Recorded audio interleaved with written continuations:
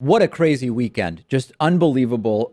At the top of the list of news over the weekend, Donald Trump's executive order, a temporary ban of immigrants from 7 Muslim majority countries from entering the United States for the next 90 days. This has been called the Protecting the Nation from Foreign Terrorist Entry into the United States. Doesn't really roll off the tongue, doesn't really matter, because what matters is what it does. A senior White House official said that this is just a first step towards a broader permanent ban that Donald Trump would like. The 7 countries on the list: Iraq, Syria, Iran, Libya, Somalia, Sudan, and Yemen. Very interesting, not only the countries on the list, but the countries not on the list. And we'll get to that a little bit later. This was the same list of countries named in a 2016 law concerning immigration visas as countries of concern under President Obama. Many false equivalencies from Trumpians saying Obama did the same thing. Incorrect, completely different circumstances. And this also suspends the admission of refugees for 4 months. A reduced number of refugees who could eventually be admitted into the U.S., depending on how this goes, is now at 50,000 compared to 110,000 per year under President Obama. Here's the question. If you are a devoted Trumpist who thinks this is the greatest thing since sliced bread, are you happy with eventually setting a cap at 50,000? I mean, if one terrorist can wreak havoc and 10 can pull off truly massive attacks, are you satisfied if your glorious orange leader reduces the number from 110,000 to 50,000? I don't know. That's a question that we will ultimately get to. Also, Syrian refugees banned, period, by this executive order. Some people still think that the ban is only on refugees. It is on all nationals from these countries seeking to come to the United States. And there's 4 ways, or really 3 ways to look at this. Number 1, is it legal, including constitutionality? Number 2, is it corrupt or self-serving to President Trump? And this is very important in the Trump era.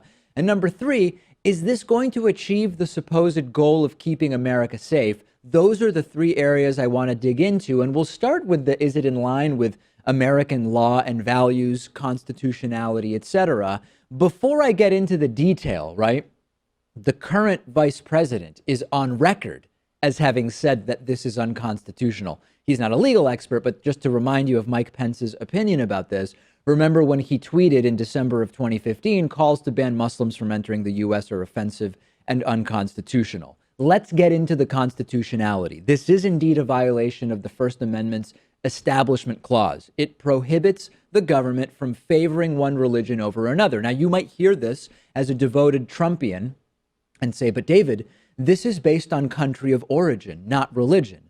But Trump sort of screws himself here because the order directs the Secretary of State, quote, in consultation with the Secretary of Homeland Security, to, after this temporary period, make changes to the extent permitted by law to prioritize refugee claims made by individuals on the basis of religious-based persecution, provided that they are members of a minority religion in the individual's country of nationality, meaning that eventually Trump has already said, I will start allowing religious persecution-based refugees as long as they're not the majority religion in the countries, meaning as long as they are not Muslims. And it's very transparent what this is all about. And I don't think he's fooling anyone because he said on the campaign trail that he wanted to issue a temporary ban on Muslims entering the United States. And then he went to Rudy Giuliani and said, how do we make this done legally? Right. And then, of course, it seems like he's going to give preference to Christian refugees entering the United States. So the effect of this, even if it is not in a literal sense a Muslim ban, is particularly on would-be Muslim immigrants. It's not just the First Amendment that this violates. The Fifth Amendment's Due Process Clause also contains an equal protection component, which bars discrimination on the basis of religion. That just bolsters the Establishment Clause claim. And now you might hear me say all of that stuff and say, David, you know what? Constitutional law is really up to interpretation. Courts would have to see it through. You would have to get a challenge with standing, and it might be a long time until we know the constitutionality. Throw away the Constitution into the trash, which I know Republicans usually don't want to do, but maybe now they do.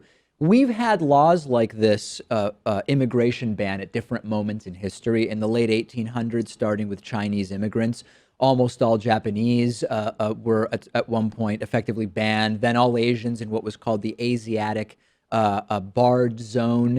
In 1924, Congress passed a national origin system.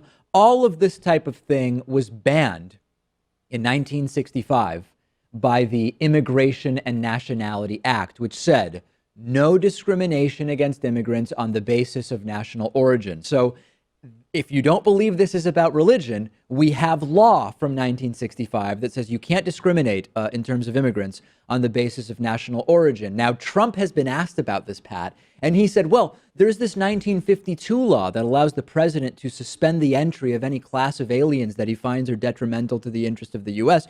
What he forgets is that based on our understanding of time moves forward, and 1965 came after 52 and made the 52 rule irrelevant.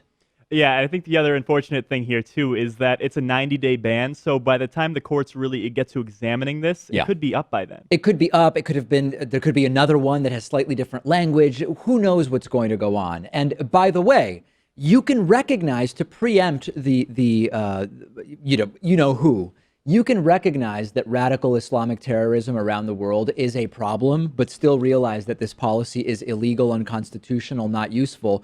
You can also recognize that many of these countries ban Israeli citizens' entry to the country outright, which is absurd and exactly what I'm criticizing here. And I'm critical of that as well. But you can still think that this policy is illegal, unconstitutional, and counterproductive.